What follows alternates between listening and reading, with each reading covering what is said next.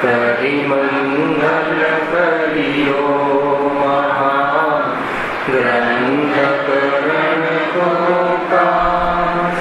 ख्याति समाज सब आगे निज पदरा मिथ्या भाव भावती जे प्रगटे निज भाव ते जयवंत सदा ते निज मोक्ष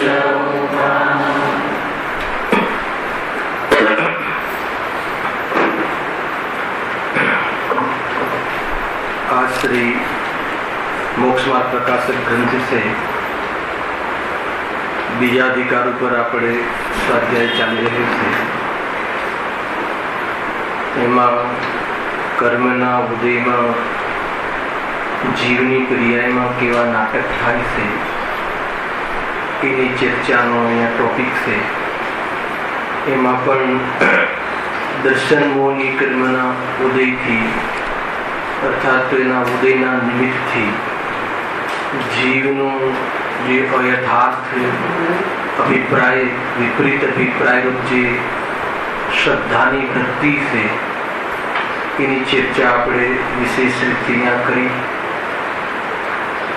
એમાં ગ્રહિત મિથ્યાત્વ અને અગ્રહિત મિથ્યાત્વ પેજ નંબર 41 ઉપર જે કથન આવ્યું હતું કે વળી મનુષ્યાદિ પર્યાયોમાં કોઈ વેળા દેવાદી અને તત્વોનું જે અન્યથા સ્વરૂપ કલ્પિત કર્યું તેની તો પ્રતીતિ કરે છે, પણ જેવું સ્વરૂપ જેવું યથાર્થ સ્વરૂપ છે તેવું પ્રતીતિ કરતું નથી. આ કથનમાંથી જે ગ્રહિત મિથ્યાત્વનો નિગંધ આવે છે. અહીંયા પંડિતજીને ગ્રહિત મિથ્યાત્વ સંબંધી ચર્ચા કરવી છે એમ ખ્યાલમાં આવે છે. તો કુલ મળીને મિથ્યાત્વ શું છે, મિથ્યાત્વ ભાવ શું છે એની ચર્ચા તો આપણે ઘણી કરી. અર્થાત દર્શનોની કર્મના ઉદયમાં જે વિપરીત અભિપ્રાય છે સારા સંબંધી, સાત તત્વ સંબંધી, છ દ્રવ્ય સંબંધી, પોતાના સ્વરૂપ સંબંધી જે અન્યથા માન્યતા છે એ વિપરીત અભિપ્રાય અર્થાત શ્રદ્ધારૂપ દોષ છે. અને જે નિર્દોષ જ્ઞાનનો અભાવ છે અર્થાત સંશય વિપર્ય અનધ્યવસાયરૂપ જે જ્ઞાનની પ્રવૃત્તિ છે અર્થાત મિથ્યા શ્રદ્ધાપૂર્વક જ્ઞાનનું પરિણમન છે. મિથ્યા શ્રદ્ધાને જ્ઞાનનો જે સપોર્ટ છે એ થઈ ગયું મિથ્યા જ્ઞાન. આ મિથ્યાત્વ તો એટલે ભાવ, મિથ્યા ભાવ કોનો? શ્રદ્ધાનો, જ્ઞાનનો ને ચારિત્રનો. તો વિપરીત માન્યતા, વિપરીત જ્ઞાન, ખોટી શ્રદ્ધાપૂર્વક જ્ઞાનનો વ્યવસાય અને ખોટી શ્રદ્ધા અને ખોટા જ્ઞાન પૂર્વક જે શુભાશુભ પ્રવૃત્તિ છે અજ્ઞાન નહીં એ મિથ્યા ચારિત્ર. આ ત્રણેયની પરિણતિને મિથ્યાત્વ કહે છે.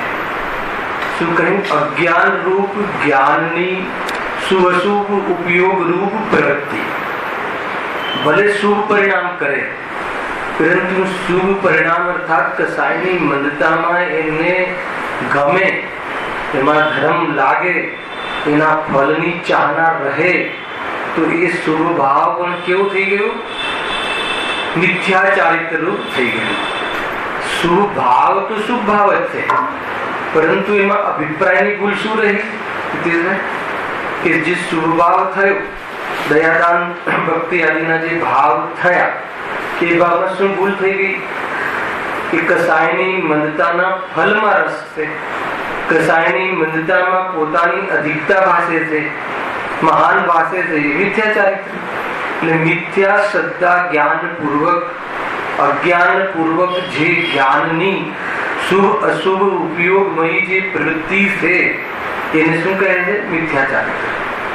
આ પ્રકારે આ મિથ્યાત્વ ભાવ ક્યાંથી છે? અનાદિથી. કોણે શીખવાડ્યું છે? કોઈ નહીં. સ્વયં કોઈના શીખવાડ્યા વગર, અર્થાત કોઈના દ્વારા શીખ્યા વગર આ જીવ અનાદિથી દેહાદિને પોતાનો માનતા અને એ સંબંધી જ જ્ઞાનનું વેદન કરતો એ રૂપે આચરણ કરે છે. એનું નામ અગ્રહિત મિથ્યાત્વ છે. મિથ્યાત્વ તો મિથ્યાત્વ જ છે. આને મિથ્યાત્વ કહે. મિથ્યાત્વમાં ત્રણેય ભાવ કયા? મિથ્યા જ્ઞાન, મિથ્યા શ્રદ્ધા અને મિથ્યા ચારિત્ર. અને આ ક્યાંથી છે? અનાદિથી. અનાદિથી છે એ અપેક્ષાએ એ અગ્રહિત. ખ્યાલ આવે? તો મિથ્યાત્વમાં બે ભેદ કઈ અપેક્ષાએ કર્યા? જે અનાદિથી છે એ અપેક્ષા એને અગ્રહિત છે. અને ગ્રહિત કોને કહેવાય? જો મેં કોટ કરી છે, લખ્યું છે, જે અગ્રહિત મિથ્યાત્વ, અગ્રહિત મિથ્યાત્વની વિવક્ષા ખ્યાલમાં આવી ગઈ ને, જે આપણો વિષય ચાલે છે એ પણ લખ્યું છે મેં. ફરીથી વાંચું, બહુ સારો વિષય છે, ખ્યાલમાં આવે આપણી ભૂલ.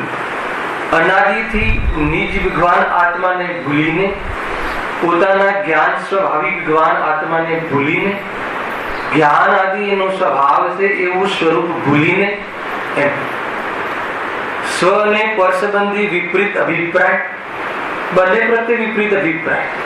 પોતે જ્ઞાન સ્વાભાવિક જ્ઞાન સ્વરૂપી છે અને પોતાને રાગ સ્વરૂપી અને જળ સ્વરૂપી માને છે, અને દેહાદિ તો જળ સ્વરૂપી છે પણ એને ચેતન સ્વરૂપી માને છે.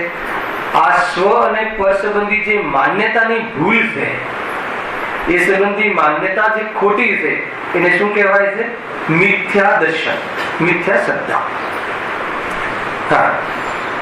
સ્વ અને પર સંબંધી વિપરીત અભિપ્રાય અથવા અતત્વ શ્રદ્ધા, એ અહીંયા આપણે આ જે ગ્રંથમાં એ શબ્દ હતો ને, અતત્વ શ્રદ્ધા, તત્વનું ખોટું શ્રદ્ધા. પછી એ થઈ ગયું મિથ્યા દર્શન. સંશય, વિપર્ય, અનધ્યવસાય, દોષરૂપ જ્ઞાન. જેમાં જ્ઞાનમાં દોષ. હવે જ્ઞાનમાં શું દોષ? જ્ઞાનમાં તો જાણવું સ્વભાવ છે, પરંતુ જે ખોટી શ્રદ્ધા છે એને સપોર્ટ કરતું જ્ઞાન, એને પૃષ્ઠ કરતું જ્ઞાન, એનું સંગતિ કરતું જ્ઞાન. તો એવું જે સંગતિ કરતું જે જ્ઞાન છે, તમે કહો કે અમે તો શાસ્ત્ર, મારો જ્ઞાનનો વેપાર તો શાસ્ત્રમાં ચાલે છે, તો એ તો સમ્યક છે. આપણો જે જ્ઞાનનો વિષય અત્યારે કયો છે? સમ્યક કે મિથ્યા? જ્ઞાનનો વિષય. જ્ઞાન સમ્યક મિથ્યા નહીં. આપણા જ્ઞાનનો વિષય કયો બન્યો છે? સમ્યક. કેમ કે શાસ્ત્ર વિષય બન્યો છે. પરંતુ એ જ્ઞાનને મિથ્યા ક્યારે કહેવાય? કે એ જે જ્ઞાન જે જાણવા રૂપે વર્ત્યું છે એ શાસ્ત્રમાંથી થયું એમ માન્યતા બનેલી રહે છે.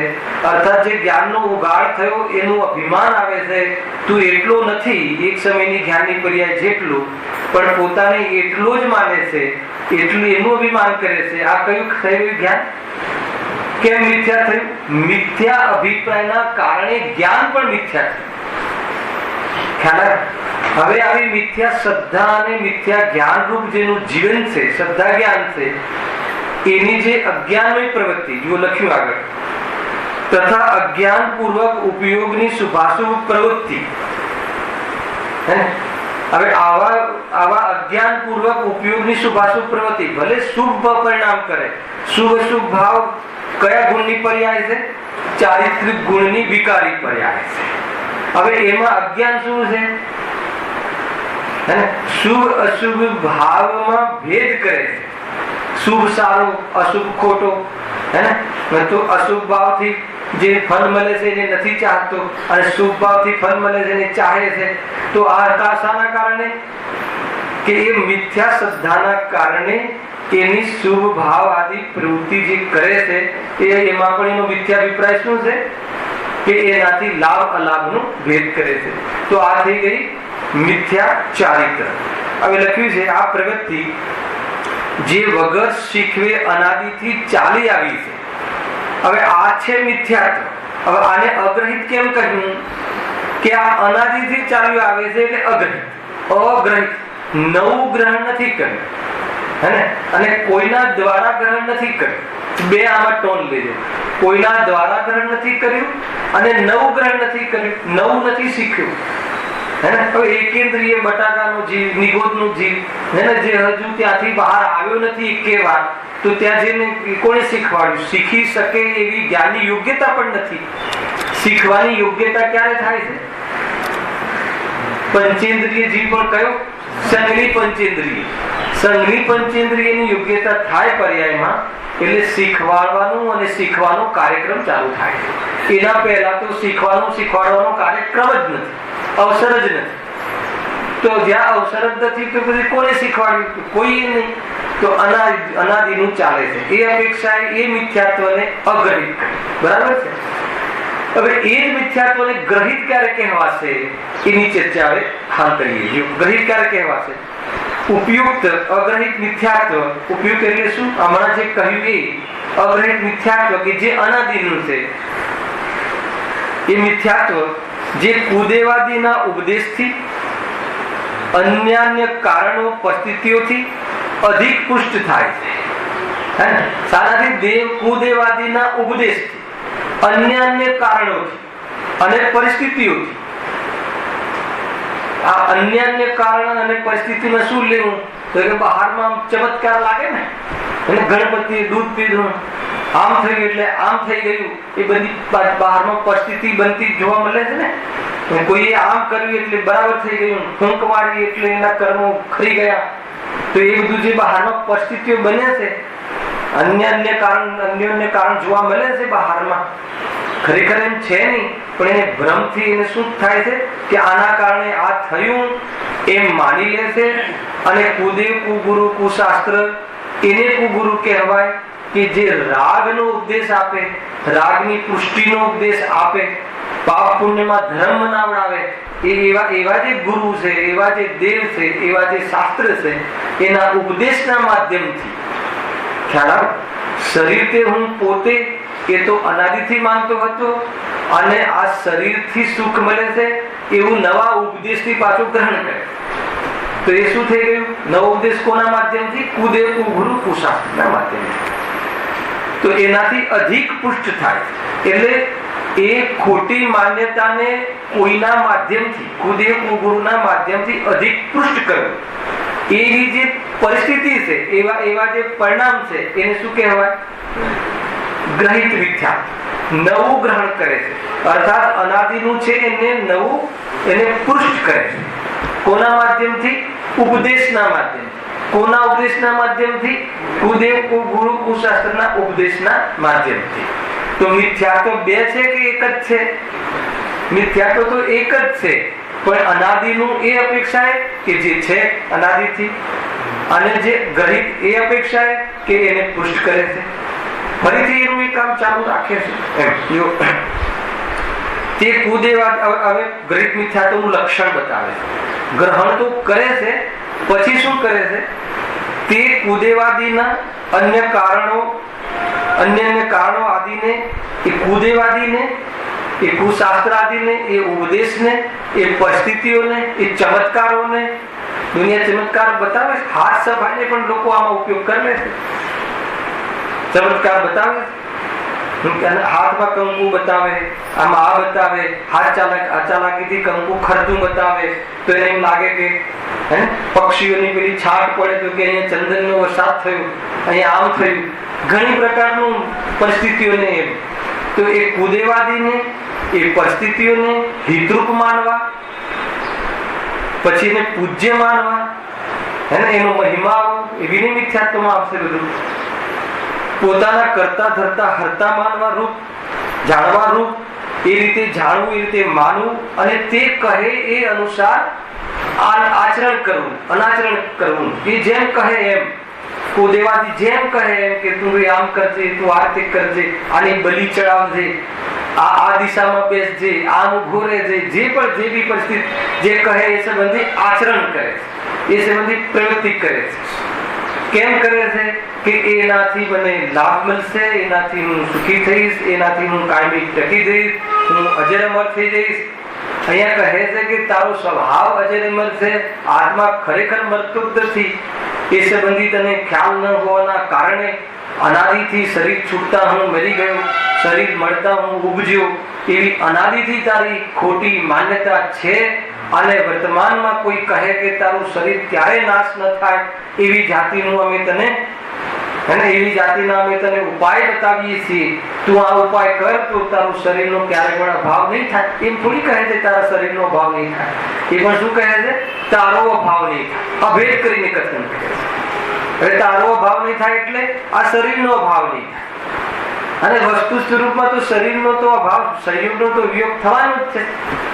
એટલે પ્રત્યક્ષમાં ખ્યાલ આવે છે કે સંભવ નથી, તો પણ બસ એ પ્રમાણે અંધશ્રદ્ધામાં, શ્રદ્ધાથી આંધળો હોવાના કારણે, એ ખોટી શ્રદ્ધાના કારણે એવી જાતિની પ્રવૃત્તિમાં અનાચરણ રૂપ પ્રવૃત્તિ, એ ગહિત મિથ્યાત્વ ના અંતર્ગત થતું અનાચરણ છે. એ કોઈ ચારિત્રનો દોષ નથી. ખ્યાલમાં આવ્યો? માનો કે કુદેવ, કુગુરુ, કુશાસ્ત્રની પૂજા કરવી અને પૂજ્ય માનવા એ ચારિત્રનો દોષ છે કે મિથ્યાત્વનો દોષ છે? એ પ્રવૃત્તિ ભલે કરે, આચરણ ભલે કરે, પણ એ આચરણ પાછળનો અભિપ્રાય શું છે? એટલે કે બધું ગ્રહિત મિથ્યાત્વનું છે. ઘણી વખત ત્યાં ભાઈ ધનેશભાઈ ત્યાં એવરસાઈમાં લાઈનથી મંદિર છે ને, આટલું એક જૈન દિગંબર જૈન મંદિર છે, આ બાજુ કોઈ દેવતાઓના મંદિર છે, પેલી બાજુ પણ કોઈ દેવતાઓના મંદિર છે. તો ઘણી વાર હું જોઉં છું કે આપણા મંદિરમાંથી નીકળીને બધા જ મંદિરો પર દર્શન કરતો જઈ જાય છે. ઘણી વાર જોઉં ત્યાં પણ વિસ્તરથી વિનય કરે, ચપ્પલ ઉતારે, દર્શન કરે અને પછી આગળ જાય. તો એને વિતરાગી દેવ શું છે, વિતરાગતા શું છે, ખરેખર આત્માનું સ્વરૂપ શું છે? ઘણા આપણામાંથી પણ કોઈ તિરુપતિમાં જાય છે, કોઈ સાઈ બાબા, અહીંયા કઈ છે બાજુમાં દેવલાની શિરડી વાલે સાઈ બાબા કલ્યાણ કરી દેશે. બહુ મોટો દોષ લાગે છે. કેમ મોટો દોષ? કેમ કે મોક્ષ નો દ્વાર બંધ થઈ ગયો. અને મોક્ષ જવા માટે જે દેવશાસ્ત્ર ગુરુ છે એની પાસે જવાનું બંધ થઈ ગયું. કેમ કે એ દેવશાસ્ત્ર ગુરુ પાસે જવાનો ભાવ જ નહીં આવે. એ તો ઉપરથી એમ કહે છે કે 5 ઇન્દ્રિયના ભોગોમાં સુખ નથી અને બહારમાંથી તને સુખ મળતું નથી. ધન આદિ, સ્ત્રી આદિમાં સુખનો ભ્રમ છે, તને એ છોડી દે. ત્યાં તો આપણે અહીંયા તો એવું શીખવાડીએ છીએ. અને ત્યાં સુંદર સ્ત્રી મળે, સુંદર સંયોગો મળે, એના માટે બોલ. તારે જોઈએ છે તો અમે તને ઉપાય બતાવીએ છીએ. શું કરશે? તો કે પછી ઘણા અનર્ઘન પ્રવૃત્તિમાં ઘુસાડી દેશે. જો કેવી જાતની ખોટી ખોટી પ્રવૃત્તિ, કેટલા અપરાધ કરી નાખે છે જીવ ખોટી માન્યતાના કારણે. જેટલા પણ અપરાધ થાય છે આના કારણે થાય છે. ઘણી જગ્યાએ મતલબ કે તારે ઘરમાં જે વહુ આવી છે એના પગલા સારા નથી, હવે એમ કહી દે, હવે શું કરશે? વહુને બાળી જ નાખશે, બીજું કરશે. અપરાધ ક્યાંથી આવે છે? જો અન્ય રીતે અપરાધ આવે. તો એ રીતે આખો સંસાર આનાથી ધગધગે છે, આનાથી આગની આગમાં મતલબ કે જલી રહે. તો આ બધું ગ્રહિત મિથ્યાત્વ અત્યારે વિશેષ દેખાય. તો બહુ દોષ લાગે છે. એમને પૂજ્ય માનવા, એનો મહિમા, મતલબ એના પર દ્વેષ કરવો એવી વાત નથી. એમાં પૂજ્યતા છે જ નહીં, પૂજવા પણ છે જ નહીં. તો એ રીતે અહીંયા ગ્રહિત મિથ્યાત્વની પણ ચર્ચા કરી. એટલે આ કેમ પકડ મેં ફરીથી લીધું કે મિથ્યાત્વ બે નથી. મિથ્યાત્વ તો અતત્વ શ્રદ્ધાન, વિપરીત માન્યતા, માન્યતા સંબંધી ભૂલ. કોની માન્યતા? સાતે તત્વ સંબંધી માન્યતાની ભૂલ, જ્ઞાન સંબંધી ભૂલ, ચારિત્ર સંબંધી ભૂલ, શ્રદ્ધા સંબંધી ભૂલ અને વિપરીત અભિપ્રાય. જાણવું એ જ્ઞાનનો સ્વભાવ આત્માનો છે અને જાણવું એ બહારથી આવે છે માનવું એ જ્ઞાન સંબંધી ભૂલ. સ્વરૂપમાં સ્થિર થવું એ ચારિત્ર, સ્થિરતા સુખદાયી છે. ખ્યાલ આવ્યો કે નહીં? રાગનો અભાવ થવો, અકસાય સ્વભાવ એ જ ચારિત્ર, કસાયનો નાશ થવો એ જ વાસ્તવમાં ચારિત્ર. પરંતુ આજે શુભ કસાયની મનતાને ચારિત્ર માને છે અને એમાં થતી પ્રવૃત્તિઓ, જડ પ્રવૃત્તિને શું માને છે? ચારિત્ર માને છે. એ ચારિત્ર સંબંધી ભૂલ. તો આ બધું ક્યાંથી છે? અનાદિથી છે. અને વળી પાછું નવું માને છે. મુખ્ય રૂપથી કુદેવ, કુગુરુ, કુશાસ્ત્રના નિમિત્ત અને એ નિમિત્તોને પૂજ્ય માનવા. એનો મહિમા આવો, એનું સન્માન રહેવું, દ્રષ્ટિમાં ઉર્ધ્વ રહેવા, એના પાછળ પાગલ થઈ જવું. કેટલા બધા બાબાઓ નીકળ્યા છે અત્યારે, સાંઈ બાબા ઘણા બધા અનેક પ્રકાર. તો એનો મહિમા આવો, એમાં આશ્ચર્ય લાગ્યું, એમાં ચમત્કાર લાગવો. ભલે ત્યાં જતા ના હોય પણ એમાં ચમત્કાર લાગવો. અહીંયા બેઠા બેઠા કે ગજબ છે એવું લાગી જાય તો સમજી લેવું શું થાય, શું થયું. ગજબ છે. પેલું કોણ છે ને એક સાચું સમૂહ ચેલના રાણી કે કોણ સાચું સમૂહ રેવતી રામ. હા, માને ને કેવી અત્યારે સમોસણ આવે જ નહીં અહીંયા, કેવી રીતે આવે? તો જ્યાં સંભવ જ નથી કોઈ એવા દેવશાસ્ત્ર ગુરુ જે કુદેવ છે, કુશાસ્ત્ર છે, એ ચોપડીની જિજ્ઞાસા પૂર્વક વાંચવી. જે શાસ્ત્ર ખોટા છે, અરે સાચા શાસ્ત્રો જો વાંચ્યા જ નથી, પૂરા કર્યા જ નથી ને એ ખોટા છે ને એ નક્કી કરવા મેં વાંચી. તો પણ સાચું શું છે પેલા નક્કી હોવું જોઈએ ને, નહીં તો એ સાચું લાગશે. જીવ બહુ ફસાય છે, બહુ ફસાય છે. આત્મ કલ્યાણના નામે ફસાય છે. એવું નથી કહેતો કે ઇન્દ્રિય ભોગના નિમિત્તે. ઘણા જીવો એવા છે વર્તમાનમાં કે જેને આત્મ કલ્યાણ કરવું છે, આત્માનું ધ્યાન કરવું છે, અને એના નામે એટલા બધા દુકાનો ખુલી ગઈ છે. આત્માના ધ્યાનના નિમિત્તે શરીરનું ધ્યાન કરાવે છે. આત્માના ધ્યાનના નામે શરીરનું ધ્યાન કરાવે છે. એ બધા કુદેવ ગુરુ કુશાસ્ત્ર જીવને એમાં બેસે છે વાત. અને ત્યાં બી લોજિક તો એ જ છે કે બહુ વિશેષ પાપ પ્રવૃત્તિ નથી હોતી. તો મતલબ તુચ્છ પુણ્ય બંધ થાય છે તો તાત્કાલિક ઉદયમાં આવે છે એટલે બહારમાં અનુકૂળતા મળે છે. અનુકૂળતા મળે છે એટલે એની જોડે કનેક્શન કરે છે કે ત્યાં ધ્યાન કર્યું એટલે મને એ લાભ. તો આ રીતે એનું મતલબ સંસાર વધતો જાય છે, સંસાર ચાલતો થાય છે. જે બહુ મોટી ભૂલ કરે છે. હા, એટલે ચેપ્ટર શું હતું આપણે કે ગ્રહિત મિથ્યાત્વ અને અગ્રહિત મિથ્યાત્વ બે ભેદ કોઈ સાપેક્ષ ભેદ છે. મિથ્યાત્વ બે નથી, અનાદિનું છે એ અપેક્ષા અગ્રહિત મિથ્યાત્વ, અને એ મિથ્યાત્વને વર્તમાનમાં થોડી બુદ્ધિ વધી એ બુદ્ધિનો દુરુપયોગ કરીને એને પુષ્ટ કરે છે. થોડી બુદ્ધિ વધી એટલે મન મળ્યું. 5 ઇન્દ્રિય સુધી તો બુદ્ધિ વધતી જ નથી. હિત અહિતનો વિચાર કરી શકે એવી બુદ્ધિ જ નથી 5 ઇન્દ્રિય સુધી. તો 1 ઇન્દ્રિયથી લઈને પણ મન મળ્યું. તો જે 4 ગતિઓમાં 3 ગતિના જીવો તો મન સહિત જ હોય નિયમથી, બાય ડિફોલ્ટ. કયા? નારકી, મનુષ્ય અને દેવ. ખાલી તિર્યંજ ગતિમાં જે દરેક પ્રકારના જીવો મળે છે, 1 ઇન્દ્રિય વાળા, 2 ઇન્દ્રિય વાળા, 3 ઇન્દ્રિય વાળા, 4 ઇન્દ્રિય વાળા, 5 ઇન્દ્રિય વાળા, અસંગની 5 ઇન્દ્રિય વાળા અને સંગની 5 ઇન્દ્રિય. આ બધા ભેદ ક્યાં છે? ખાલી તિર્યંજ ગતિ. બાકી 3 ગતિમાં તો નિયમથી સંગની પંચેન્દ્રિય જીવ હોય. અને જે એ 3 ગતિ અને તિર્યંજ ગતિના સંગની પંચેન્દ્રિય એ જીવોની બુદ્ધિ વધી. હવે બુદ્ધિ વધી એની બુદ્ધિનો ઉપયોગ ક્યાં કર્યો? ખોટી દુકાને જતો રહ્યો. અરે એને નિમિત્ત પણ ખોટા પકડ્યા. નિમિત્ત સંબંધી પણ બુદ્ધિ ખોટી છે કે સાચા દેવ, સાચા ગુરુ, સાચા શાસ્ત્રનું નિર્ણય નથી જે જીવને. કે જે મોક્ષ માર્ગમાં નિમિત્ત બનવા વાળા છે, સાચું જ્ઞાન કરાવવામાં નિમિત્ત બનવા વાળા છે, એ જ વ્યક્તિઓ ખોટા પકડ્યા છે જેને એનો ઉદ્ધાર કરી દીધો. સ્વયં બી ડૂબશે અને જે આશ્રય છે બધા પણ ડૂબશે. પથ્થરની નાવ તો સ્વયં પણ ડૂબે છે અને એના આશ્રય જે પ્રવાસ કરવા માંગે છે એ પણ ડૂબે છે. એમાં કઈ મોટી વાત છે? નક્કી છે. તો આ થઈ ગયું ગ્રહિત મિથ્યાત્વ. હવે છતાં આપણે બંનેના તફાવત જોતા હતા. 4-5 પોઈન્ટ થઈ ગયા હતા. ફરીથી વાંચી લેવું છે એટલે વિષયની કન્ટિન્યુટી. આજે અડધો કલાકમાં પૂરો વિષય આપણે સ્વાધ્યાયમાં લઈએ છીએ. અગ્રહિત મિથ્યાત્વ અને ગ્રહિત મિથ્યાત્વ બંનેનો તફાવત ખ્યાલમાં આવે એટલા માટે. અગ્રહિત મિથ્યાત્વ વગર શીખે શીખવાડે અનાદિકાળથી ચાલી રહી. આ એની વ્યાખ્યા વિવક્ષા. અને ગ્રહિત મિથ્યાત્વ સંઘની પંચેન્દ્રિય જીવમાં નવું શીખવાથી પ્રેરિત થાય છે, જે હમણાં વાત કરી. બુદ્ધિ વધી જાય તો ઘણી વખત બુદ્ધિનો ખોટો ઉપયોગ પણ થાય છે. જરૂરી નથી કે બુદ્ધિ સત્ય માર્ગે લાગે, અસત્ય માર્ગે લાગે છે. અનાદિથી આ જીવ કરે છે અને અત્યારે પણ એ જ કરે છે. એ મેં કહેવું. અગ્રહિત મિથ્યાત્વ 4 ગતિમાં જોવા મળે છે. અજ્ઞાની જીવો જે કેન્દ્રીય હોય તો બધા જીવોને જોવા મળે છે.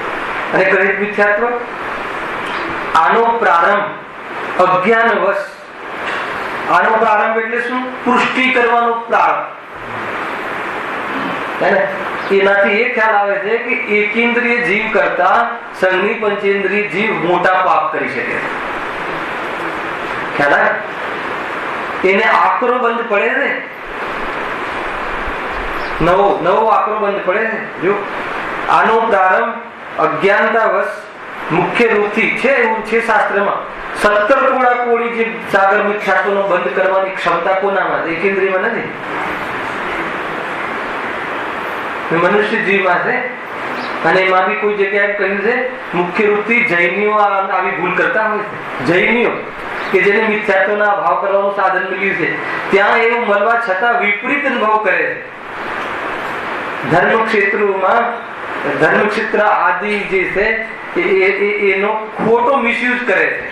એ તો કહે છે કે અનાદિનો સંસારમાં એવી જાતિનો આકરો બંધ પડે છે કે જે 17 કોડા કોડી સાગરનો બંધ પડી શકે. 70 હિન્દીમાં 70 કોડા કોડી સાગર. હવે એક 70 કોડા કોડી સાગર નો ભાવ વાચન હોવું જોઈએ ને, તો ખ્યાલ આવે કે કેવો આકરો બંધ પડે. જો આનો પ્રારંભ, ગ્રહિત મિથ્યાત્વનો પ્રારંભ અજ્ઞાનવશ મુખ્ય રૂપથી મનુષ્ય ગતિમાંથી થાય છે. એટલે એમ કહેવું છે કે તિર્યજ ગતિ, દેવ ગતિ ને નારકી ગતિ એમાં પ્રારંભ નથી થતો ગ્રહિત મિથ્યાત્વ. ખ્યાલ? પ્રારંભ તો મનુષ્ય ગતિમાં જ થાય છે. કે મનુષ્ય ગતિ વિશેષ બુદ્ધિ વાળો છે, એ રીતે છે.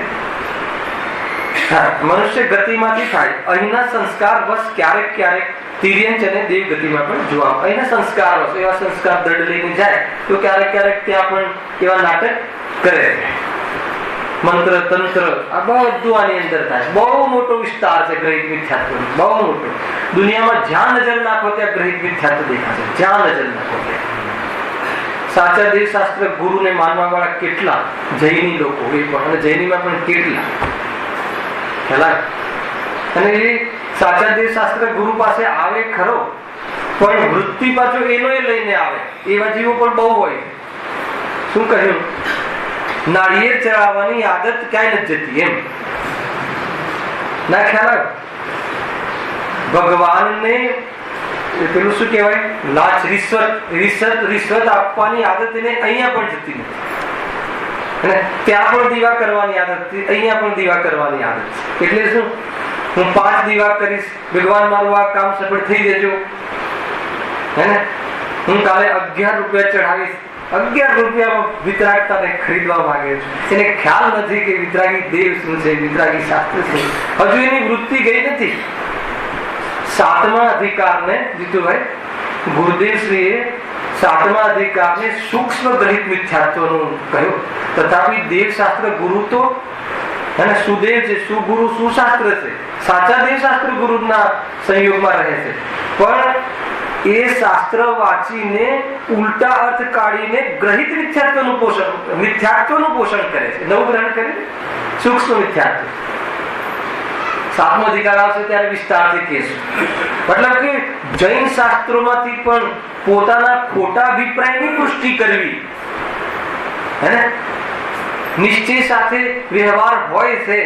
જ્યાં પૂર્ણતા પ્રગટ થતી નથી, જ્યાં સુધી પૂર્ણ સન્મુખ ઉપયોગ થતો નથી, ત્યાં સુધી જ્ઞાનીઓને પણ દેવશાસ્ત્ર ગુરુની ભક્તિના ભાવ ઉપાધિ બુદ્ધિપૂર્વક કે હે બુદ્ધિપૂર્વક છોડવા લાયક છે એ દ્રષ્ટિપૂર્વક આવ્યા વગર રહેતા નથી. મુનિરાજોને પણ મહાવ્રતાદિના ભાવ આવે છે, તો આ જીવને એ સુલભ લાગે છે એટલે એ ભાવ કરી લે છે અને પ્રવૃત્તિ કરીને ધર્મ માને. એ તો જ્ઞાનીઓને હોય છે અને ટાળવા માટેનો પુરુષાર્થ કરે છે, બતાવવાનું હતું. પણ તે એ પક્ષ જો મુનિરાજને પણ મહાવ્રત હોય છે તો મહાવ્રત હોય છે તો ધર્મ માનવાનું થોડી કહ્યું હતું, એનાથી લાભ માનવાનું થોડી કહ્યું હતું. એ રીતે વર્તમાનમાં મતલબ કે ત્રણેય કાર્યતાનો સ્વભાવ તો સિદ્ધો જેવો છે, સિદ્ધ ભગવાન જેવો છે, તો વર્તમાનની પર્યાયમાં સિદ્ધ સમાન માની અને પાપને પુષ્ટ કરે. હાલમાં વર્તમાનની પર્યાયમાં સિદ્ધ સમાન માને, પર્યાયમાં સિદ્ધ સ્વભાવ પ્રગટ થઈ ગયો માને છે કે ભાઈ આપણે આપણા સ્વભાવમાં કાંઈ નથી થતું, એ વાત બરાબર છે, પણ સ્વભાવને ન દેખે તો પર્યાયમાં સંસાર બની જાય છે, એ એને સમજતો નથી. અને વર્તમાન પર્યાયમાં પણ પોતાને પર્યાયથી સિદ્ધ માની અને પાપને પુષ્ટ કરે. આ બધું નવું ગ્રહણ કરે. કેવો બંધ પડતો હશે. જે તરવાના નિમિત્ત સાધનો છે એ સાધનોનો મિસયુઝ કરે તો હવે એને છૂટવાના સાધનો છે ત્યાં પણ એ છૂટવાના કાર્યક્રમથી વંચિત રહે તો ક્યાં જઈને છૂટશે? પછી બીજા કયા સાધનો પછી રહ્યા જ નહીં કોઈ. એ સિવાય તો એવું કોઈ પણ દેવશાસ્ત્ર નથી કે જે એને તારવામાં નિમિત્ત બને. જૈન દેવશાસ્ત્ર ગુરુ સિવાય, દિગંબર જૈન દેવશાસ્ત્ર. ખ્યાલ આવે છે કે સત્યનો માર્ગ છે એટલે બહુ વિવેક રાખવા જેવું છે, ભંગ બુદ્ધિને સતેજ રાખવા જેવી છે, સાવધાન રહેવા જેવું છે, હે બકરું કાઢતા ઊંટ ના ઘૂસી જાય એ ધ્યાન રાખવા જેવું છે. સમજ આવે છે રાજેશભાઈ? થોડી પુણ્યની લાલચ છે, પુણ્યમાં ધર્મ માની અને એનું એ જ કામ થઈ જાય એવું છે. ગુરુદેવે કેમ ભજન આપ્યું? પુણ્યમાં ધર્મ નથી. થોડી 4-5 મિનિટ પ્રવચન જાય, અડધો કલાક ને દયા દાન વ્રત આદિ એ પણ રાગાદી ભાવ છે, એ પણ સોનાની બેડી છે. એનાથી નિવૃત્ત થયા વગર આત્મ કલ્યાણ થવું સંભવ નથી. ખ્યાલ આવ્યો કે નહીં? દરેક વસ્તુ કયા એંગલથી કહે છે સમજવા જેવી છે. જો ત્રીજો પોઈન્ટ, અગ્રહિત મિથ્યાત્વ નષ્ટ થયા વગર જીવ ક્યારે સુખી થઈ શકતું નથી. જે અગ્રહિત મિથ્યાત્વ એટલે અતત્વ શ્રદ્ધા, દેહ અને આત્માને એક માને છે, એ ભ્રાંતિ જ્યાં સુધી ન છૂટે ત્યાં સુધી જીવ ક્યારે પણ સુખી થઈ શકતું નથી. હવે ગ્રહિત મિથ્યાત્વ એ લખ્યું, ગ્રહિત મિથ્યાત્વ નષ્ટ થઈ જવા છતાં અગ્રહિત મિથ્યાત્વના કારણે આ જીવ દુઃખી જ રહે. તો અગ્રહિત મિથ્યાત્વ, જે ગ્રહિત મિથ્યાત્વ નાશ થાય અને એના ભાવમાં શું પેદા થતું હશે? એક પ્રશ્ન બને કે ના બને? નહીં વ્યવહાર સમય દર્શન. ખ્યાલ આ પ્રશ્ન બને છે કે નહીં? ગ્રહિત મિથ્યાત્વ નષ્ટ થાય, એ નષ્ટ થાય એની સામે કાંઈક તો ઉપજે કે ના ઉપજે? તો ગ્રહિત મિથ્યાત્વ નષ્ટ થાય તો વ્યવહાર સમય દર્શન થાય છે એમ નહીં. નિશ્ચય સમય દર્શન પૂર્વક જ વ્યવહાર સમય દર્શન હોય છે, હે ને? લોક રૂઢિ પ્રમાણે એ સાચા દેવશાસ્ત્ર ગુરુને માને છે, વાત તો સાચી, એટલે પુષ્ટિ કરવાનું બંધ થઈ જાય છે. તો એનાથી એને હવે આત્મ કલ્યાણનો અવસર પેદા થાય, એટલો લાભ થાય. શું કહ્યું? આત્મા અને દેહ જુદા છે, આત્માનો પરિચય થવાનો અવસર મળે છે, ગેરંટી નહીં. પેલાને તો ગેરંટીથી નથી થવાનું. કોને? જે ગ્રહિત મિથ્યા દ્રષ્ટિ, જે દેવશાસ્ત્ર કુદેવ કુકા શાસ્ત્ર કુગુરુની સેવા કરે છે, પૂજ્ય માને છે અને એને બતાવેલા માર્ગને સાચો માને છે અને એ પ્રમાણે આચરણ કરે છે, તો એને તો આત્મ કલ્યાણ થવાનો અવસર છે જ નહીં. એ ગ્રહિત મિથ્યાત્વ રહેતા ગ્રહિત મિથ્યાત્વનો ભાવ કરીને કરી શકે અને આને અવસર છે. કેમ અવસર છે? કેમ કે કુદેવ કુગુરુ કુશાસ્ત્ર પાસે જતો નથી અને એની વાતમાં શ્રદ્ધા એમાં એ તરફ ઝૂકતી નથી, એટલે સાચા દેવશાસ્ત્ર ગુરુ પાસે આવે છે, પરંતુ હજુ એ દેહ અને આત્મા ભિન્ન છે એવી એની શ્રદ્ધા હજુ થઈ નથી, પણ થવાનો ચાન્સ છે. કેમ કે અહીંયા એ બતાવવામાં આવે છે, અહીંયા એ યુક્તિથી કહેવામાં આવે છે, અહીંયા એ સંબંધી વિચાર કરવાનો અવસર મળે છે અને એ સંબંધી જે વિચાર કરે બુદ્ધિશાળી છે, વિચારક જીવ છે અને જો એ કાર્ય કરે તો કરી જાય. પણ ત્યાં તો અવસર જ નથી. એને કુદેવ પાસે બેઠું હોય, એ સ્વયં રાગી છે, સ્વયં દેશી છે, સ્વયં હિંસા કરે છે, સ્વયં હિંસા આદિમાં ધર્મ મનાવડાવે છે. ખ્યાલ આવે કે નહીં? પાપ અને પુણ્યમાં ધર્મ મનાવડાવે છે, બધું ગ્રહિત મિથ્યાત્વ. પાપમાં બી ધર્મ મનાવવા વાળા જીવો એવા બી સંપ્રદાયો ચાલે છે. ચાલે છે કે નથી ચાલતા? જે મુસ્લિમ સંપ્રદાય છે શું કહે છે ખબર તમને? કે અમે જે માંસાહાર કરીએ છીએ ને એ જગતના જીવો પર ઉપકાર છે. ખ્યાલ? કેવી રીતે? એક તો શાકાહારીઓ પર ઉપકાર છે કે જો અમે પણ શાકાહારી હોત તો તમને આ શાકાહાર ક્યાંથી મળે, એટલે અમે પણ તમારા પર ઉપકાર કરે. એક તો આમ માનીને એ માંસાહાર કરે. અને બીજું શું? અને એવા તુચ્છ જીવો છે એ જે માછલી હતી કે એમનું જીવન સમાપ્ત કરીએ છીએ તો અમે એટલે એના માટે ઉપકારી છે. એનો ઓલો ધર્મ થયો કે ન થયો, કોઈના પર ઉપકાર કર્યો કે ન કર્યો, એમ કરીને અમે સંપ્રદાય ચાલે છે. ખ્યાલ આવે છે કે નહીં? પાપ પ્રવૃત્તિ, પાપ આચરણમાં પણ ધર્મ મનાવવા વાળા સંપ્રદાયો બહુ છે. બુદ્ધિ એની બગડી ગઈ છે જીવની. ખ્યાલ આવે છે અશ્વભાઈ? જૈનીઓ પણ ત્યાં જોવા મળે છે. એને જૈની કેવી રીતે કહેવું?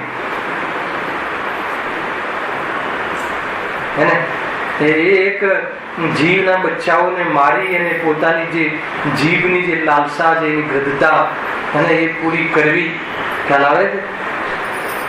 શાકાહારમાં પણ આ લાગુ પડે છે. એવા ભોજન કરવા યથાર્થ નથી. એની બુદ્ધિમાં આત્મા ગમે એ જલ્દી પ્રવેશ નહીં કરે જ્યાં સુધી આવી બુદ્ધિ, કઠોર બુદ્ધિ, ખોટું જ્ઞાન અને કઠોર હૃદય, એમાં ધર્મ પ્રવેશ કઈ રીતે કરે? ખોટી બુદ્ધિ, કઠોર હૃદય. પણ આ ગ્રહિત મિથ્યાત્વનો જેને ભાવ થયો છે, યદ્વા પરિવર્તન, હિંસા આદિથી ધર્મ થાય એવી જાતિની માન્યતાથી દૂર થઈ ગયું. અને અહિંસા પરમો ધર્મ છે.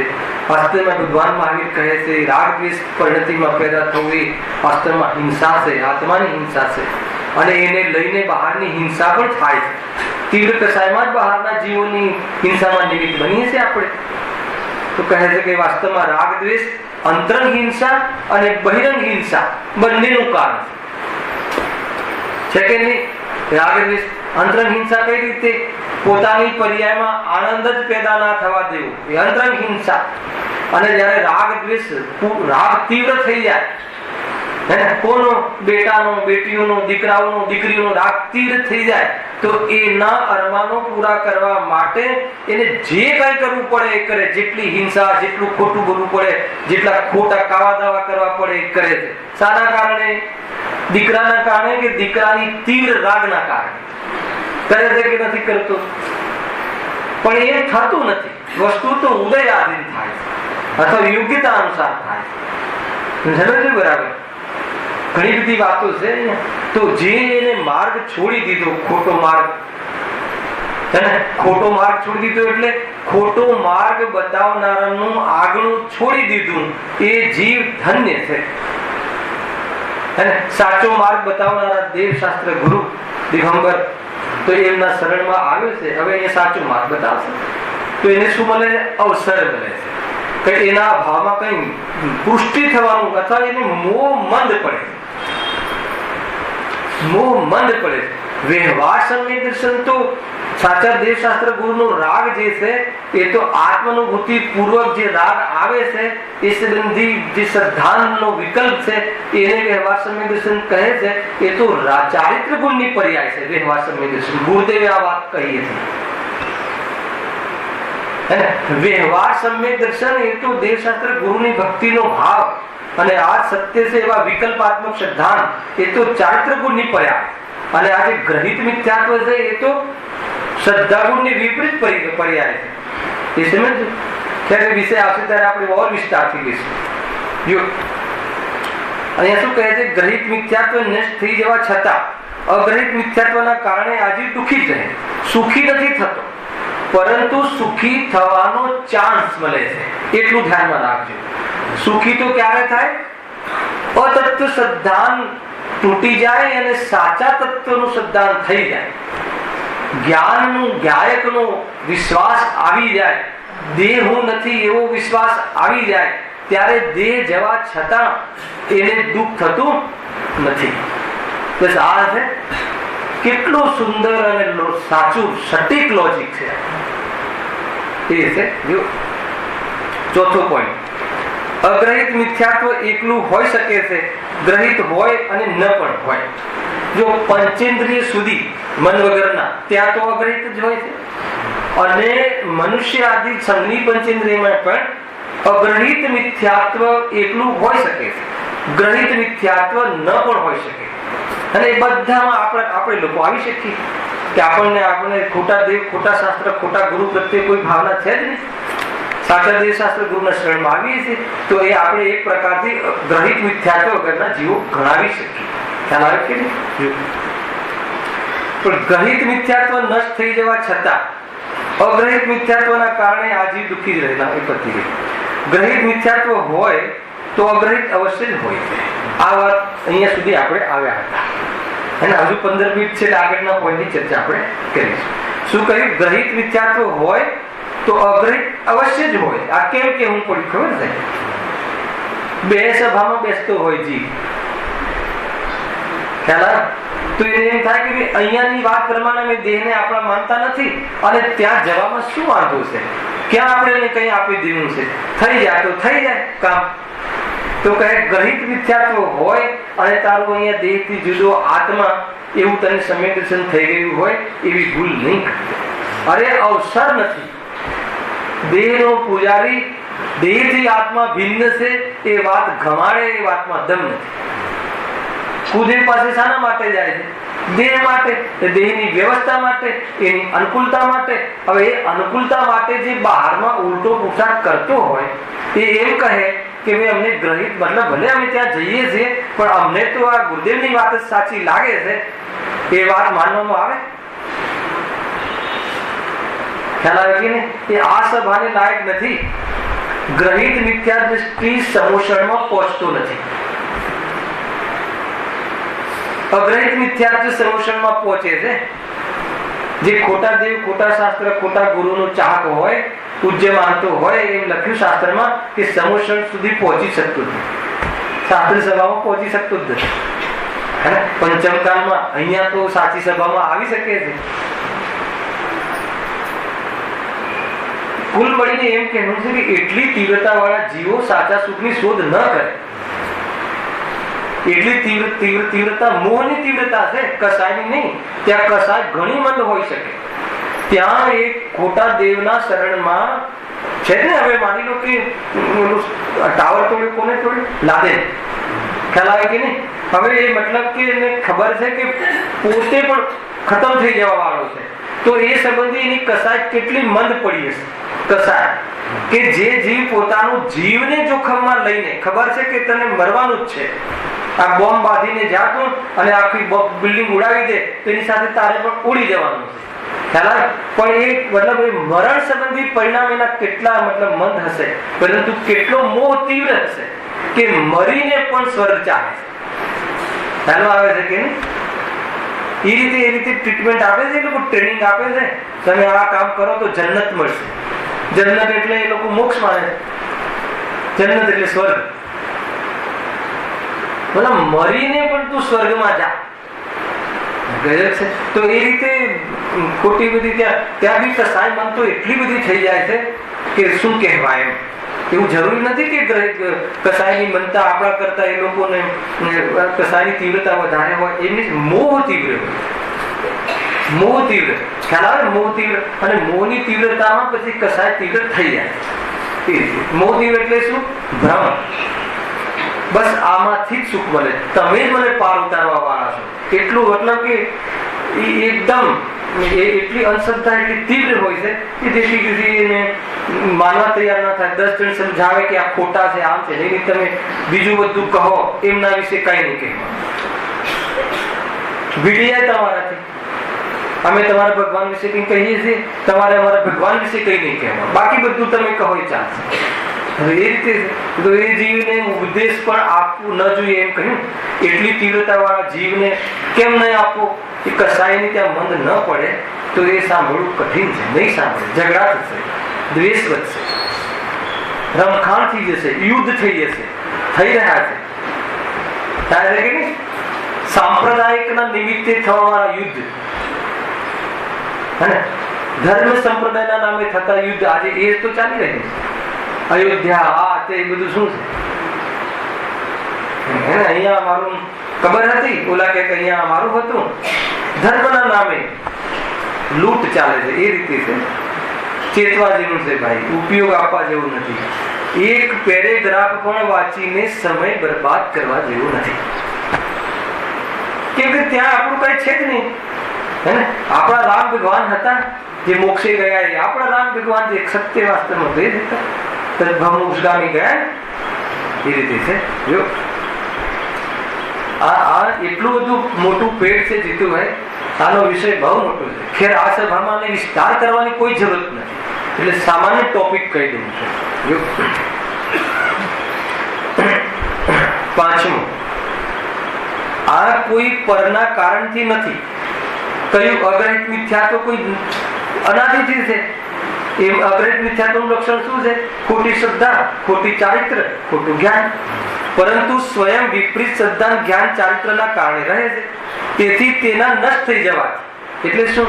ખોટી શ્રદ્ધા આદિ નષ્ટ થઈ જવાથી બાહ્ય સંયોગો યા બાહ્ય વ્યવહારમાં સ્થૂળ રૂપથી કોઈ વિશેષ અંતર દેખાતું નથી.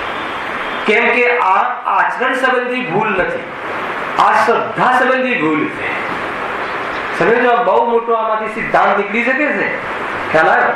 માની લો કે રાગ અને જ્ઞાન બે જુદા છે, હે ને? અત્યારે ચાલે છે એ જ. આપણે કર્મ આત્માને કઈ કરાવતું નથી. સ્વયં કર્મ પોતાના પૂતગલ સ્વભાવથી પરિણમતું સ્વયં પરિણમે છે. એ એનું પરિણમ, એનો સ્વભાવ છે. અને રાગાદી પરિણમવું એ આત્માનો વિભાવરૂપ સ્વભાવ છે. કોઈ એને પરિણામતો નથી. અત્યાર સુધી શું માન્યતા હતી? મને કર્મ રાગ કરાવે છે અથવા મને પર રાગ કરાવે છે. સાંભળજો બરાબર. તો મને પર રાગ નથી કરાવતું અને મને કર્મનો ઉદય રાગ નથી કરાવતું. હું સ્વયં પોતાની ભૂલથી પોતાના સ્વભાવને ન ઓળખતા પરદ્રવ્ય પ્રત્યે આકર્ષણ આદિના ભાવ હું સ્વયં કરું છું. તો આ રીતે રાગ નો કરતા અજ્ઞાનવશ આત્મા કરે છે, પર કરાવતું નથી અને શુદ્ધાત્માની દ્રષ્ટિ થતા રાગનો કરતા રહેતો નથી. આ આખું ચેપ્ટર એને ખ્યાલમાં આવે એમાં મને એ બતાવો કે જેને આવી દ્રષ્ટિ થઈ જાય એને રાગનો અભાવ થયો કે ન થયો? બતાવો, થયો કે ન થયો? આમાંથી એ પોઈન્ટ મારે બતાવો. ન થયો તો શું શાનો અભાવ થયો? કે ભ્રમનો અભાવ થયો. રાગનો અભાવ તો ક્રમથી થશે. એટલે અહીંયા કહે છે કે દ્રષ્ટિ બદલાઈ જવાની સાથે કોઈ બહારમાં કોઈ વ્યવહાર બદલાઈ જાય અને કોઈ પરિણામોમાં કોઈ બહુ મોટો ફેરફાર થઈ જાય એવું દેખાતું નથી. સમજમાં આવે છે? કયા ગુણસ્થાનની વાત છે આ? ખ્યાલ આવે છે? કોઈ ગુણસ્થાન? ચોથા ગુણસ્થાનની વાત છે. હજુ વિતરાગતા વધી નથી, ચારિત્ર હજુ એને આવ્યું નથી. સ્વરૂપાનું આચરણ ચારિત્રનો અંશ પ્રગટ થઈ ગયો છે, પણ સંયમ બયમ હજુ જીવનમાં નથી. પરંતુ ફેર શું પડી ગયો? એટલે કે અગ્રહિત મિથ્યાત્વ, અનંત સંસારનું કારણ હતું, જે અનાદિથી દેહ અને આત્માને એક માનતો હતો, એ નીકળી ગયું. પરંતુ હજી એ સંબંધી દેહનો જે ધર્મ છે એ સંબંધી હજી એનો રાગ તૂટ્યો આવે છે કે નહીં? તો અહીંયા એટલા એટલે સમ્યક દર્શન થઈ જાય. અગ્રહિત મિથ્યાત્વ માની લો કે જતું રહે તો બહારમાં કોઈ પ્રવૃત્તિ બદલાઈ જાય તાત્કાલિક, એવું નથી. પ્રવૃત્તિ ક્યારે બદલાય ખબર છે? વિતરાગતા વધે એમ પ્રવૃત્તિ બદલાય. જેમ જેમ વિતરાગતા વધે, જેમ જેમ વિતરાગતા વધે, પંચમ ગુણસ્થાન વાળી વિતરાગતા આવે તો એક દેશ ત્યાગ દેખાય, હે ને? છઠ્ઠા સાતમા ગુણસ્થાન વાળી વિતરાગતા આવે તો સર્વ પાપોનો ત્યાગ દેખાય. અને અર્હત દશા થઈ જાય તો પુણ્ય ભાવનો પણ ત્યાગ થઈ જાય. તો એ રીતે ક્રમ છે બધો. આપણે સમજીએ કે સમ્યક દર્શન થઈ ગયું એટલે કયા મતલબ કે પછી કઈ જુદી સ્ટાઇલથી ખાશે કે જુદી સ્ટાઇલથી ચાલશે કે જુદી સ્ટાઇલથી ઓફિસ જશે, એવું નહીં થાય.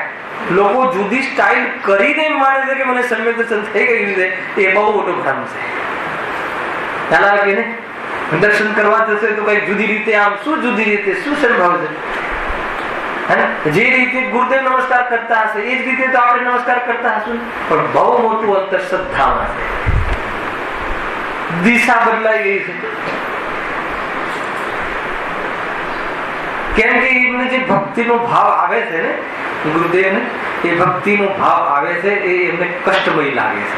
અને આપણને ભક્તિનો ભાવ આવે છે એમાં આપણને લાભ લાગે છે.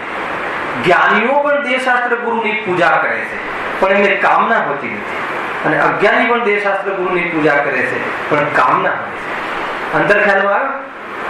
જ્ઞાની દેવશાસ્ત્ર ગુરુની પૂજા વગર કામના, નિષ્કામ આવે. નિષ્કામ કામના એટલે કોઈ સંસારની કામના નથી કે મને કોઈ સંસારમાં લાભ મળજો, એનું નામ સમ્યક શ્રદ્ધા. પરંતુ પૂજાનો ભાવ હજુ છે. વંદે વંદક ભાવ કયા ગુણસ્થાનમાં નીકળી જાય છે? સાતમા ગુણસ્થાનમાં. ગુણસ્થાન ચલાવવા જેવા છે. ઘણી બધી ભ્રાંતિ તૂટી જાય. પરિસ્થિતિ ખ્યાલ આવવો જોઈએ કે કઈ પોઝિશનમાં કયા ભાવ હોય અને કઈ પોઝિશનમાં કયા ભાવ નીકળી જાય. વન્ય વંદક ભાવ 7મા ગુણસ્તરમાં શુદ્ધોપયોગમાં જ્યારે સ્થિર થઈ જાય છે મુનિરાજ, ત્યારે કોઈની દેવશાસ્ત્ર ગુરુને પૂજાનો ભાવ, અર્થાત કોઈ એમને જય નિમ્ર કહે ને કોઈને નમસ્તુ કહે એવી જાતિનો વ્યવહાર પછી રહેતો નથી. કેમ નથી રહેતો? કેમ કે સ્વરૂપમાં લીન છે. તો ક્યાંથી રહે? એવો વિકલ્પ જ નથી, એવો રાગ જ નથી, એવો પરિણામ જ નથી. તો ત્યાંથી નીકળી જાય છે તો છેક સિદ્ધ દશા સુધી પછી જોવા મળતું. 6ઠ્ઠા ગુણસ્થાનમાં આવે તો આચાર્યને નમસ્કાર કરે છે, એક મુનિ બીજા મુનિને નમસ્કાર કરે છે, એવો વ્યવહાર જોવા મળે છે. એ સંસાર રૂપ વ્યવહાર છે, આધ્યાત્મિક વ્યવહાર છે. સમજમાં આવે? આગમકૃત વ્યવહાર છે, આગમકૃત વ્યવહાર લેવો. નિશ્ચય સમય દર્શન આધ્યાત્મિક વ્યવહાર કહ્યો, અને એની સાથે રહેવા વાળા જે દેવશાસ્ત્ર ગુરુ, સાચા દેવશાસ્ત્ર ગુરુને પૂજ્યતાનો રાગ આવે, આગમ અનુકૂળ વ્યવહાર. આગમમાં બતાવ્યું છે કે સ્વરૂપમાં ન રહે ત્યારે જ્ઞાનીઓ પાસે જાય છે, જ્ઞાની પણ મોટા જ્ઞાની પાસે જાય છે. ક્યાં જાય? જો કેવી બેનશ્રી ને બધા કેવી ભક્તિ હે ને, ભક્તિ સુગાણીજી કહેતા કે જે બેનશ્રી ને જે ભક્તિના ભાવ ઉમળે છે, અને એવા ભક્તિના ભાવ અમારા નથી આવતા. બંનેને ભક્તિ ભક્તિમાં પણ અંતર પડે છે. કોઈને એ વિશેષ હોય, કોઈને ભક્તિનો ભાવ એટલો ન પણ હોય, પણ ભક્તિ જરૂર હોય.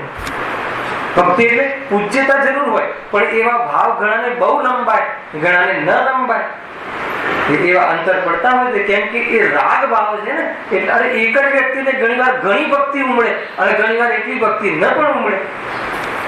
કેમ જોવા મળે છે? એક જ વ્યક્તિ અંતર પડે તો કે એ બધા એ રીતના ભેદભાવ વાળા ભાવો છે. આ કોઈ પરના કારણથી નથી, પરંતુ સ્વયં વિપરીત શ્રદ્ધા, જ્ઞાન, ચારિત્રના કારણે રહે છે. તેથી તેના નષ્ટ થઈ જવાથી બાહ્ય સંયોગો યા બાહ્ય વ્યવહારમાં સ્થૂળતા રૂપી કોઈ વિશેષ અંતર દેખાતું નથી. દુકાન આત્મા ચલાવી શકતું નથી એવી દ્રષ્ટિ થઈ જાય તો પછી બીજા દિવસથી દુકાન જવાનું બંધ કરી દેશે એવું નથી, એમ કહે છે. ખ્યાલ આવે કે નહીં? ઘણા જીવો એને મુખ્ય માને છે કે ભાઈ અમે તો દુકાન બી છોડી દીધી, તો કહે છે કે તું મિથ્યાત્વની પુષ્ટિ કરે. તું વાત કરે? હા, મેં દુકાન છોડી એ ભાવને તું પુષ્ટ કરે છે. ગજબ લાગે, કશું જ છૂટ્યું. એ તો ધર્મની વિમુખ છે, 7 તત્વ સંબંધી ભૂલ ચાલે છે. હજુ તો તીવ્રતા છે એમાં. તો મેં આ છોડ્યું, મેં તે છોડ્યું. અરે જ્ઞાની ને જેમ વિતરાગતા વધે છે ત્યારે એ બધું સ્થિતિઓ નથી હોતી, એ વાત સત્ય છે. પણ તે મેં છોડી એ ભાવને તું મુખ્ય કરે છે, એ ભાવને તું દ્રષ્ટિમાં વસાવે છે, તો કહે છે કે 7 તત્વ સંબંધી.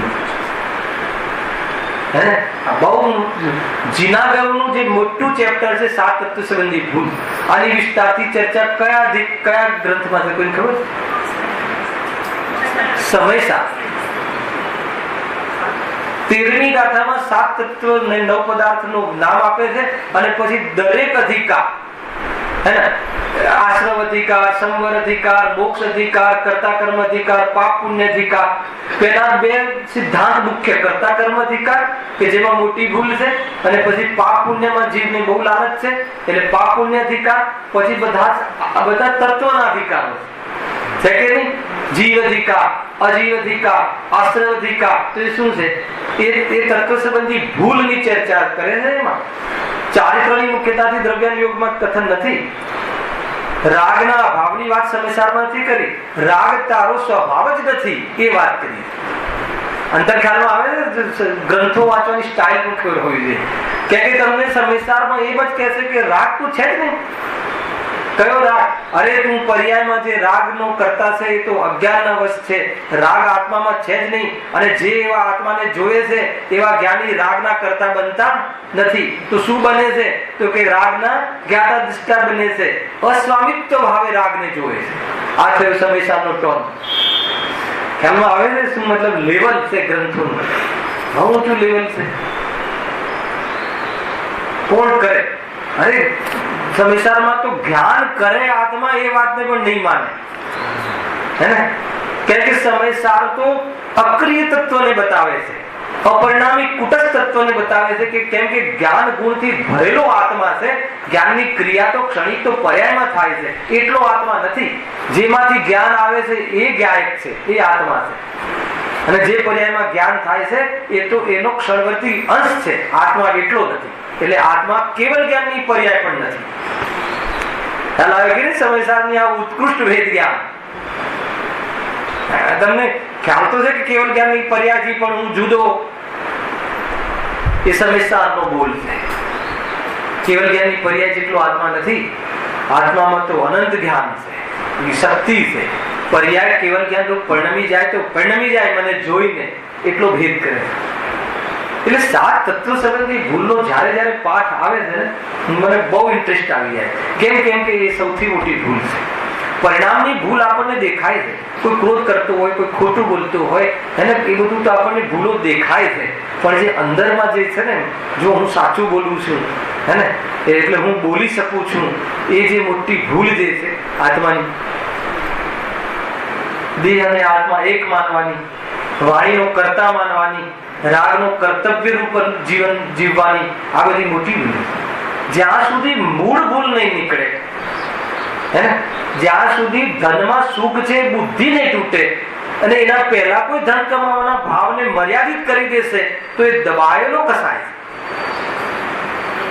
કે નહીં, એ રૂંધાયેલો કસાય છે. એ તો એવો ઉછળશે, કોઈ કમાતો જોશે કોઈને, અને ક્યારેક જરૂરત પડી જશે ત્યારે એ કોના પર આરોપ આવશે ખબર છે?